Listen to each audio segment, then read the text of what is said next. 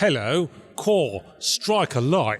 I'm a British person, and I'm in San Francisco, and I'm joined by another British person. Apples and pears.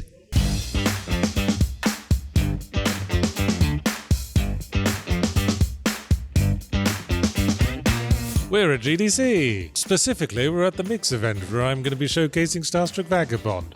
But that's not happening for a little while. We need to talk about some of the stuff we've seen so far on this great trip. Went to Day of the Devs yesterday, and it was very, very interesting. It was very packed. It was extremely packed. But there were a ton of really, really cool games there. So the first one would be Europa. The game was made by someone who was an artist on Overwatch, and it really, really shows in the art style. But mostly, it was very Studio Ghibli-like, and the movement looked extremely smooth. And one of the problems with these events being so jam-packed is that I wanted to play this game, but I couldn't because there was somebody playing it for about half an hour straight. But it looked absolutely gorgeous, so that's going to be one that I think you guys should keep an eye on. Another game that we played, which was extremely popular, was Hyper Light Breaker. Have you seen much of Hyper Light Breaker? I've seen that it has pretty much the same colour scheme as every game those developers make. What, the magenta? Magenta, yes. But the gameplay of it was extremely smooth, and it was super complicated with loads of different builds you could make. So the characters themselves didn't have different abilities. You slotted abilities into those characters and you could create different builds. So they showed me a really cool build where you could make summons. So every time you kill people, it would summon them as undead, and you could increase the chances of how frequently that happened. It's kind of has roguelike elements or roguelite elements where you upgrade yourself over time. But you can play it multiplayer. So I was concerned, I was speaking to the producer, on how do you take something that is meant for rogue-like things like getting permanent upgrades over time? How is that going to transition into a multiplayer space? I zoned out, my arm hurts. Take the mic. One of the games that I was really, really impressed with at Day of the Devs was a game called Echo Weaver. And it was a Metroidvania, and you have some experience with that genre. It's like Metroidvania, but instead of gating you with gameplay mechanics, you just have to know things. So you can, if you know all the secrets in it, you can just go straight to the end. But the point of the game is to figure it out. So this game is about time loops and has a time-based mechanic of these kind of sigils, UI elements at the top that would time down as you went. And certain events in the game would only transpire at specific fixed points in that time frame. So the fire would spread after one notch, or this door 5 rooms over would close after the 3rd notch. And as you explore, you would get either permanent upgrades to that time, so each run you had more time to do things, or little additions to the time, so you had more space to do stuff in that one run. And gathering all of that information allowed you to explore more of that stuff. So it sounds a bit tunicky, the way you're describing it. Yeah, it was a little bit tunicky. It was a little bit kind of classic Metroidvania. You had stuff like the double jump and dashing and wall climbing, or wall jumping immediately. So you could immediately get into hunting secrets and stuff like that. And I was really, really impressed with how smooth it was. They're looking for publishers, so if you're out there, check that game out. It's Echo Weaver. It's very, very, very good. So one of the things we looked at, all of us today, was a game called Jump Ship. It was in the most Silicon Valley office we've ever been in. They had little work booths, and there was rounded rectangles everywhere. But the game, if you could imagine a game we played a while back on stream called Pulsar Lost Colony, which was like a Sea of Thieves but in space. This was that, but more so, and it looked really good and polished, and it also had jetpacks and grappling hooks. And so must be better in every way. You could grapple onto the outer ship while it was flying around and interact with you could be on a bazooka shooting ships down while you were flying around the planets. And it's mission based, kind of Left 4 Dead kind of vibes from that. Yeah, it's covering a lot of bases in terms of gameplay pillars. So you've got the spaceship that everyone's working on, someone's manning the cannons, someone's fixing the engine, someone's piloting. But then it's got sort of FTL or Slay the Spire style map traversal where you go from mission to mission, collecting stuff. Then you get into on-the-ground shooting, which was actually seemed a bit Destiny-esque and was actually pretty good for this sort of thing. Yeah, it's all of the gameplay elements kind of came together smoothly. That's something you see with a lot of games like this, that the ship combat might be really good in a game, but then the on-ground stuff's like really clunky. This all seemed extremely polished. One of the things that I was concerned about and we spoke to the devs about was how the missions were going to play out over the course of the game, because they said they were all handcrafted, it wasn't procedurally generated.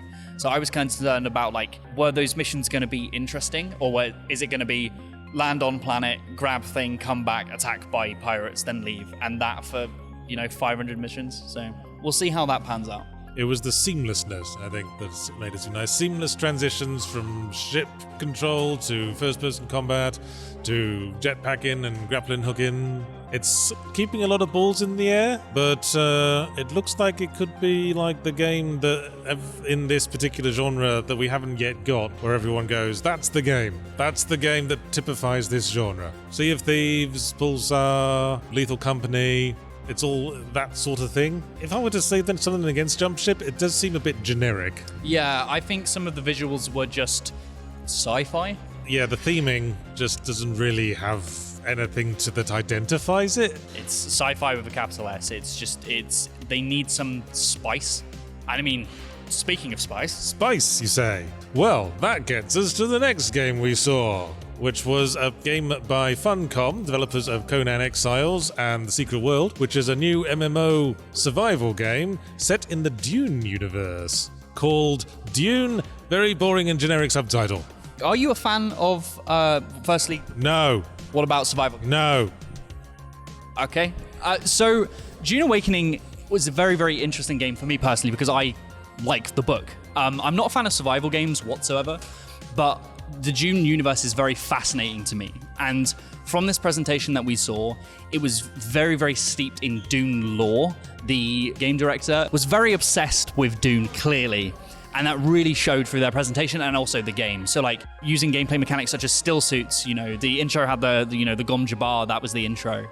They had things like hunter seekers, and the worms are a constant pressure in the desert. And from the initial trailer, I thought it was rather generic, but seeing it in action in person makes it a lot more impressive to see how they've taken these in-universe Dune elements and implemented it into gameplay. Not appealing to someone like Yahtzee, but to someone like me who really, really likes those things and gets really excited about hearing about navigators and, all of the Mentats being a class tree, the Bene Gesserit being a class tree and how that augments gameplay. It's really interesting to me. So I think this is going to be a polarizing game. If you're not really into the survival elements and you're not really into the Dune lore, probably stay away from it. But for me, I'll break my rule of not playing survival games for that Dune spice. Arrakis is a test. Few survive it. But the humans that do awaken. Well, that was all the things we saw. Now I'd better get back to showcasing Starstruck Vagabond. Oh shit, it'll be starting any second now.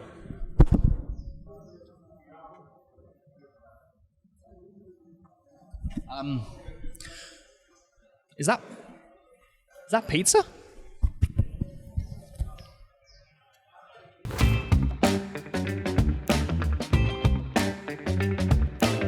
Hello. You join us at the lobby of the Hilton Hotel San Francisco to discuss an issue that affects many men of a certain age. Oh no, sorry. We're at GDC. I was here for the conference on the... Well, damn, that made things awkward. We were at the Mix last night, weren't we? We were, yeah. You were showing off your game. So you didn't get much of a chance to go see any of the games because you were too busy delivering. Yes, I was showcasing for a while and I got bored and pissed off home. Yeah. But I did play a bit of West Bastards, which is a follow-up to Void Bastards. How did you find that? Well, you know how Void Bastards was, you pick spaceships to go to and they have like procedural, like little shooter sections? This was like that, but you go down to a old westy planet or something, and then there's like a map screen, and you've got 3 different characters you can send in different directions, and then when your turn runs out, you go to these little shooter sections that are like the procedural shooter sections, and yeah, it's all over the place, really. I guess it might benefit from a little more onboarding. Yeah. I checked out a bunch of games. Right next to you, there was a game. It's the first game I checked out. It really caught my eye, called Parcel Corps. It's funny they were next to us because we were like delivering packages junction at Yeah. the mix. Both of the delivery games were put in the exact same spot. I wonder if that was intentional. But why it caught my eye, because the developers who showed up were in like full costume. Yeah, they put the effort in contrast to us. Yeah, we didn't show up in costume. No. It's kind of a mix of Crazy Taxi and a delivery game. Just looking at it, it was giving me Bomb Rush Cyberpunk vibes. Yeah, it's really got that. They were very honest about their inspirations.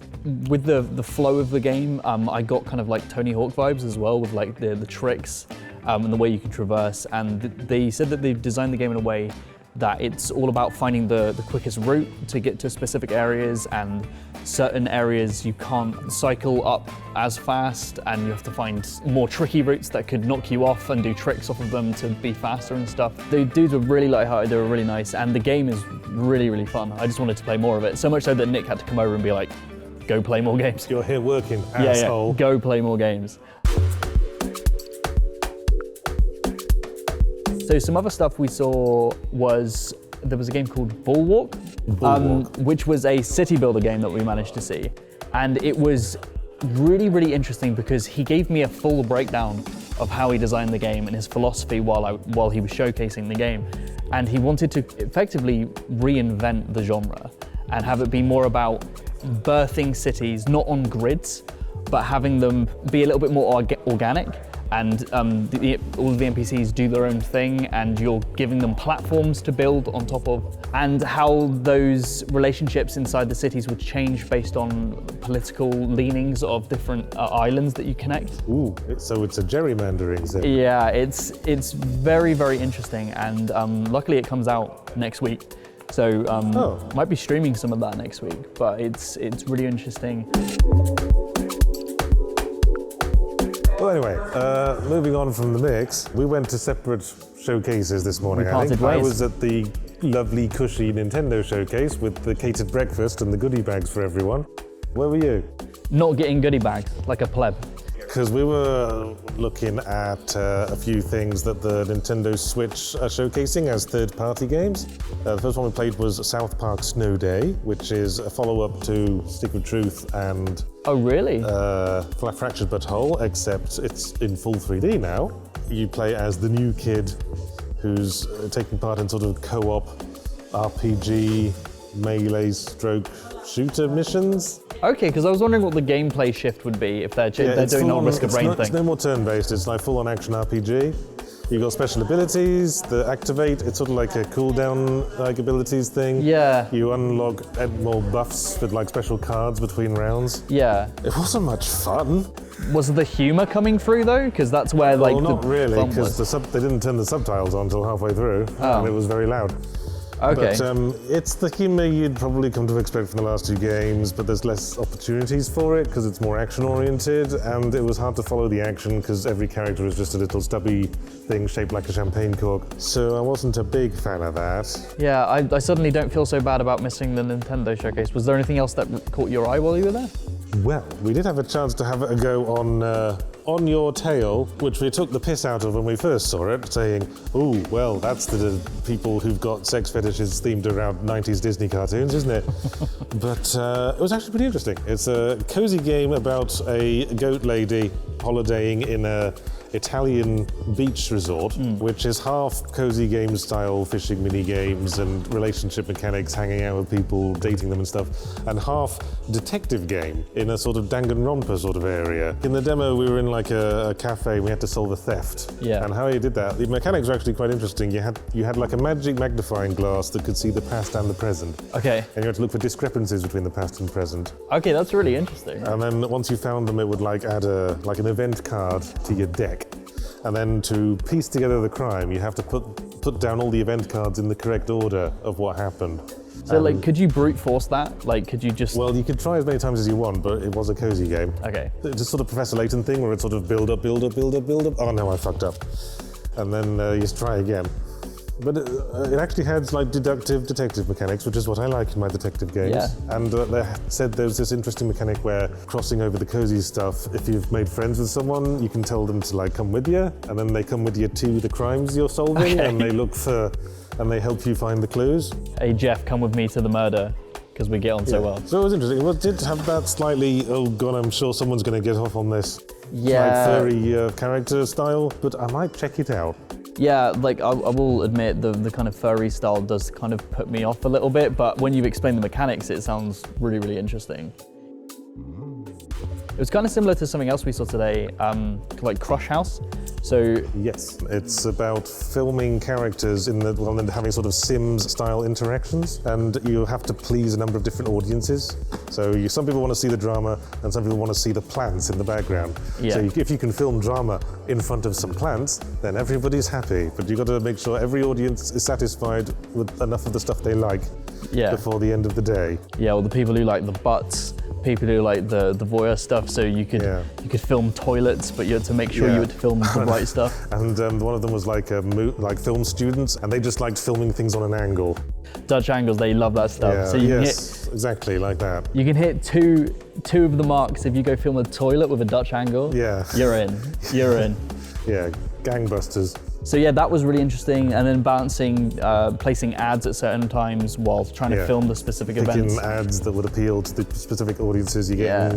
And there was hints at a kind of sinister narrative through line through each season you produce. Yeah, sort of in a Portal 1, The Last Worker sort of vibe. They were being very mysterious about those narrative elements, but that's the thing that interests me the most. Well, so, keep them intrigued with the mystery box. You'll have to check it out.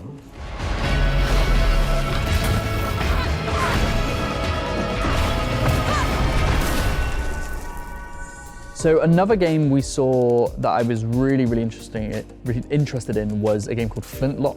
So it has a subtitle of bullshit. Okay, so it's Flintlock : some bullshit. Some bullshit. Yeah. It was from the team that made Ashen, which was in my opinion, an okay Souls-like, and they were very upfront with that when they were speaking to us, and they were like, they're rebranding for it to be like a Souls-light, and they're trying to kind of build on top of the genre rather than just mimicking what FromSoft have done. So how they had done that is by adding loads of different elements, like adding actual meaningful platforming. The combat was based on all of these different combos to do with like flintlock and gunpowder weapons to take down all of the gods. And they were really putting an emphasis on making the game accessible to people who weren't looking for the challenge from like a Souls game. All of the souls you would get was a reputation. And as you were fighting, based on how stylish you're fighting, your reputation goes up, so there's a multiplier. Ah, so stylish, so it's like sort of Devil May Cry Devil thing? May Cry influences, and they were Spectacle fighter? Yeah, spectacle fighters. And they were like, if you are... Trademark Yahtzee. Oh my god. But from what they showed us, the polish of the animations, of the sound, looked super, super clean. It's probably one of the most polished Souls-likes or Souls-light that I've ever seen. Because mostly when I see them, I go, oh, they're trying to do Dark Souls, I don't care. But they were trying to do something unique, not just with the narrative, but also how they were applying the gameplay mechanics. So I'm really interested in checking that out. Well, you all seem pretty vocal about Flintlock being interesting. I'm super, super interested in it. Well, in the face of that enthusiasm, I'm gonna have to bring the mood down again, because everything else I'm just kind of meh on. The other thing we saw at the Nintendo thing was a game called Little Kitty Big City, which felt like the logical midpoint between Stray and Untitled Goose Game. Okay. So it's got the cartoony, cel-shaded look, but you control a cutie little kitty witty in a sort of stylized Japanese city. And it was basically Stray, but with a much more freedom of movement. It wasn't all contextual button prompts. Yeah. You could pounce on things, you had a little pounce arc, and you could selectively... You could aim it. You could aim your pounce. Okay. You could decide what to climb up onto. And you ran into other animals, you had to collect stuff, and just complete various objectives. Like there was one where, this one made me think of Untitled Goose Game. The objective was become an artist, and there's someone had laid a canvas on the floor and left some pots of paint around. And we saw the cat just swat their pots of paint until they fell over and spilled everywhere, and then walked in the paint, and then walked all over the canvas and left paw prints in it, being an annoying little bastard. Yeah, And that sounds interesting if like you want to kind of explore that kind of being a cat in an open world city. Well, I assumed we'd see more cat stuff after Stray. So, Yeah, I guess this is the world Stray has created. Maybe we're hitting that apex now where we're going to start seeing them because they've been in development for a few years. Yeah, I suppose I'd bring it up along with On Your Tail, because that was sort of the mood of the whole Nintendo showcase. It was all a little bit cozy, a little bit insipid. Bit cutesy. Yeah, a bit cutesy. Yeah, no blood. Because of course the Switch is sort of entering the phase of its existence where it's not really keeping up with other consoles in terms of power. Yeah. So it's like really going all in on the third-party indies, I think. Yeah, which I don't mind. Like we get lots of really interesting games like that, like Balatro and stuff like that. But it's the cutesy stuff that it's not really for me. But there is definitely an audience for that.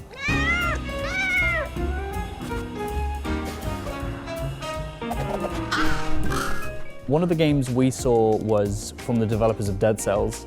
They were making a game called Windblown.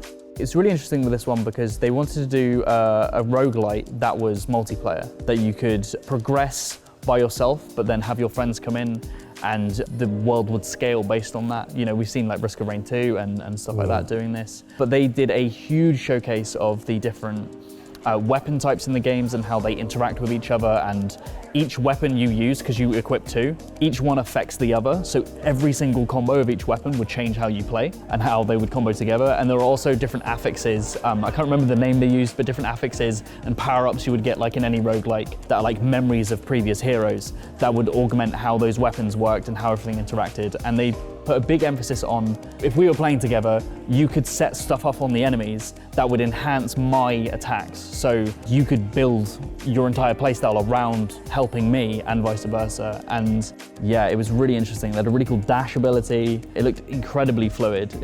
Really, really want to check that one out. Well, I think that's everything we wanted to talk about. I think so for today, yeah. Yes. One more day of GDC tomorrow. Oh my God. Now, I'm bored. Piss off.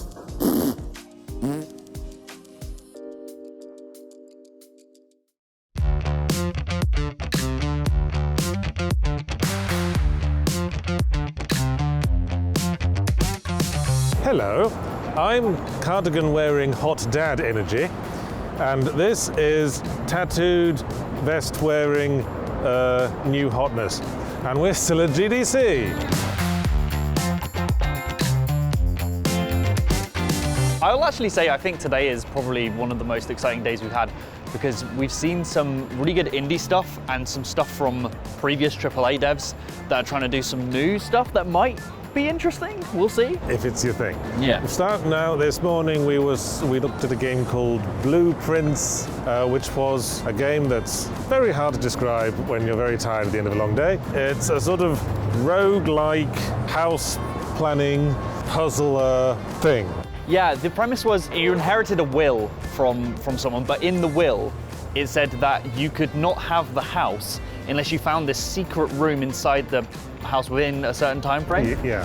And each run of the roguelike element was you going into the house, and every room you would go into, you could choose what kind of room it would be. Yeah, every time you open a door, you have to pick one of three rooms, like it's like a card game. And it's got different doors, and you get different pickups for that run that can be used in later rooms to solve puzzles or to guide past locks and stuff. And then at the end of the day, the mansion re-scrambles itself, and you have to start all over again. It was really unique. I'm not sure what to compare it to. Yeah, it's super original, so I'm really interested in checking that out. And I like a puzzle game anyway. Yeah. And then afterwards, we went to see a game called Nights in Tight Spaces, which is a sequel to a game you've played. By the same developer, yes, that was called Fights in Tight Spaces. It's like a card-based deck builder based around moment-to-moment tactical fights in tight spaces. But this was like that, but with a medieval theme. Yeah. So you stab peasants with swords and things. Yeah, and I think like the deck elements made it so that combat was always very unique for each room. It was very interesting and varied. There was really interesting combos you could do with having multiple characters in your team, but having all of those team members in a tight space didn't really affect how cluttered everything was. It made for more interesting gameplay. Yeah. I think one of my only criticisms from that game is like the tactics were fun, but you built up your fight and you went through it linearly. And then at the end you could replay the entire thing. to see how it would have looked in real time. Yeah, yes. but how the characters moved, they would move along grids in a very like static Yeah. way, and then so It that, was like watching Rock'em Sock'em Robots. yeah, so having that replay looked a little bit clunky. That was exactly the problem with John Wick Hex. Yeah. If you ever played that. But another game we saw today that did the complete opposite was a game called Demon School. The quick summary would be to say that the developers gave a number of influences, and I noticed were very deliberately avoiding mentioning Shin Megami Tensei. So I brought up that it looked a lot like Persona, and then they said, yes, it's Persona. You're high school kids, and you're dealing with a supernatural threat. There's like a time limit thing where you go from like time slot to time slot. You gather party members, and it's all centered around a relationship system. You can build up your relationship with your party members to make them more effective in battle, but the combat was much like Knights in Tight Spaces, an isometric turn-based tactical thing, but instead of just playing out each move in turn, you queue up your actions and then you get to see them all crack off at the same time. Much like Suikoden, I think you were saying. And the way they timed it, so all of your actions are done in subsequent turns. You have, action points and you go through them, and it's very static and you can like go back. Yeah, if you can not switch happy back with how things went, so you can take back a move because it's all like it's not happened yet. It's all stuff you're planning to do. But in the replay, even though they were taking place in a linear order, they would play them in a way that they were overlapping, and the combat was like happening in a super cinematic way. And it felt like an interesting real-time combat. Yeah. So it made that replay and you lining all that up super satisfying, which was, what I think Knights in Tight Spaces is missing at the moment. That might change in full release. But Demon School really did that a lot better. So Demon School looked fun. I'd say from what we saw, it was a touch overwritten, maybe a bit too much dialogue in between the interesting fighty bits. But it was just a small chunk of it we were seeing. There's a lot of cool ideas in there. Yeah, 100%.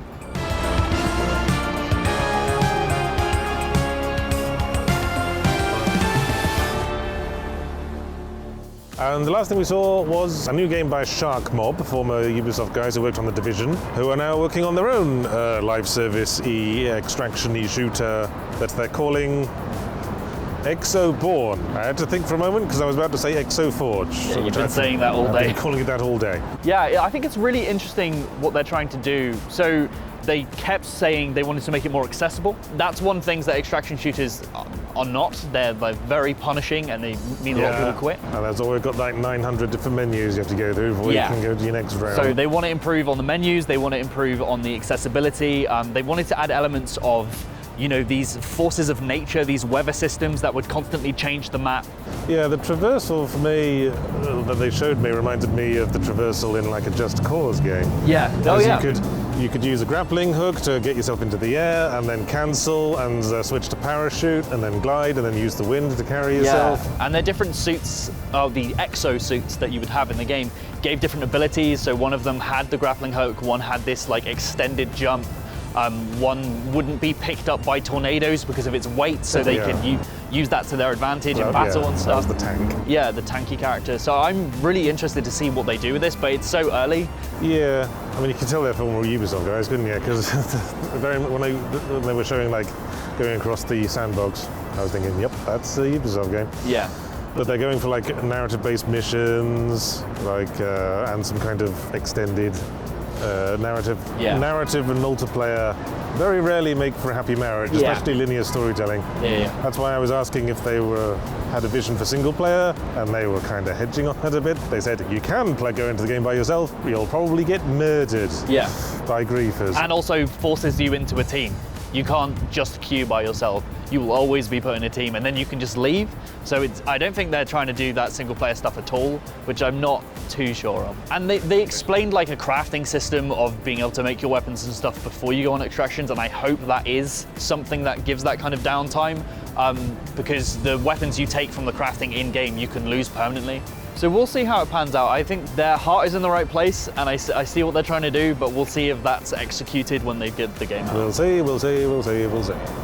Well, I guess that puts an end to our GDC Voyage of Discovery for another year. How did you enjoy your first con for the company? I think it was really interesting. A lot of it's been well, for me, making a lot of new friends in the industry, meeting people that I've spoken to for years, but now actually getting to see in person. I think part of it is like, I love going to see all these new games and get to see all these new ideas, but as a game dev, I also would have liked to have gone to some of the talks and stuff like that. So maybe next year that'll be something we do. But next year we'll have to bring on another new employee who's never been here, and then we can both be the grizzled asshole veteran to them. There we go. Who will it be? We shall see. Could it be you? Oh my God. No, definitely not you. You're scum. Bye, everyone. Bye, everyone. Have a good time.